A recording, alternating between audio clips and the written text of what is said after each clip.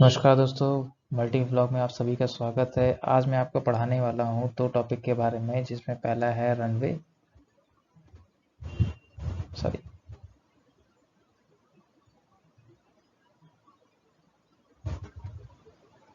दूसरा है एरोड्रोम। ठीक है, तो चलिए शुरू करते हैं।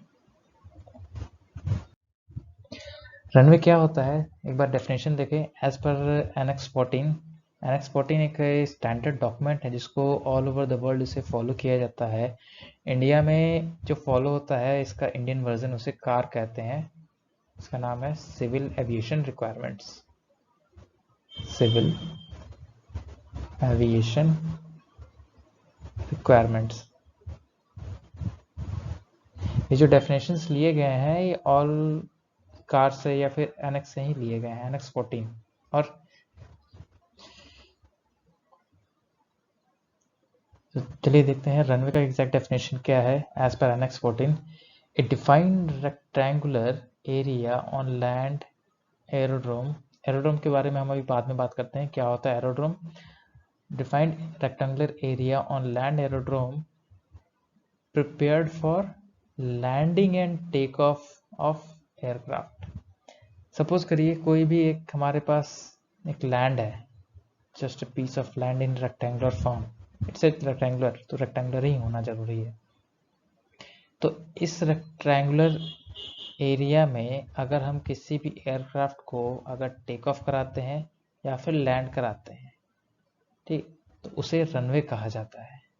बहुत सारे इसमें भी टर्म्स आएंगे, जैसे रनवे के नंबरिंग कैसे की होती है, इसमें जो मार्किंग है उन्हें क्या कहते हैं, कैसे इनकी मार्किंग की जाती है, यहाँ जो मार्किंग है उसे क्या कहते हैं, क्यों करते हैं, इनका इंपॉर्टेंस क्या है। धीरे धीरे जो अपकमिंग वीडियोस में मैं आपको बताने वाला हूँ इन सब के बारे में। तो यहाँ आपने देखा है कि एक हमारा ये एयरफील्ड है और ये जो पोर्शन है इसे हम लोग रनवे कहते हैं।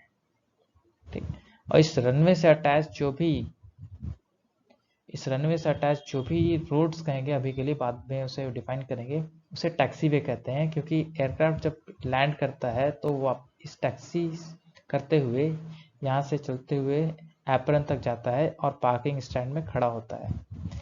टैक्सी वे में कोई भी एयरक्राफ्ट खड़ा नहीं होता है, उसे जाना होता है पार्किंग स्टैंड एप्रन में। एप्रन में हमारा एयरक्राफ्ट स्टैंड होता है, वहाँ पे आके फाइनली खड़ा होता है। तो इस जो रूट को क्या कहते हैं हम लोग, टैक्सी वे। ठीक है, तो अभी डिटेल्स में जाएंगे अपकमिंग वीडियोस में।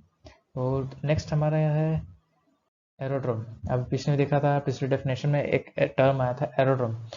तो कोई भी एज पर एनेक्स 14 कोई भी एक डिफाइंड एरिया, आइदर वो लैंड हो या फिर वाटर,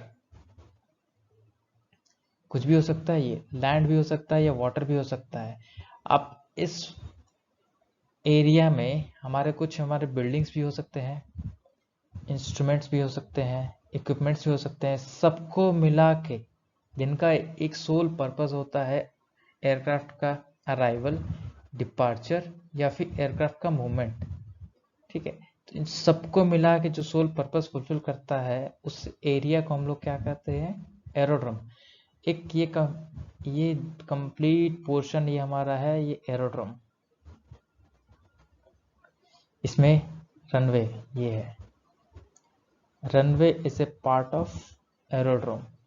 फिर यहाँ देखेंगे ये आपका टैक्सी वे है, ये टैक्सी वे है, यहाँ से जो लैंड होता है एयरक्राफ्ट, तो यहाँ से टैक्सी वे करके सीधा यहाँ पार्किंग स्टैंड में खड़ा हो जाता है। और ये हमारा एप्रन हो गया। ठीक है, ये भी हमारा टैक्सी वे हो गया। ये हमारा केस है लैंड का।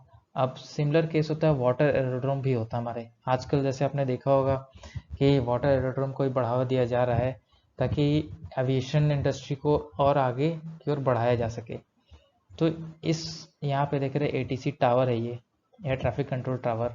यहाँ पे एयरक्राफ्ट खड़े हुए हैं, यहाँ से पैसेंजर्स आते हैं, बोर्डिंग करते हैं और फिर एयरक्राफ्ट को यहाँ से टेक ऑफ कराया जाता है जैसे। तो इस कंप्लीट एरिया को हम लोग एरोड्रम कहते हैं। ठीक है, तो आज के लिए बस इतना ही। मिलते हैं अगले वीडियो में, तब तक के लिए नमस्कार।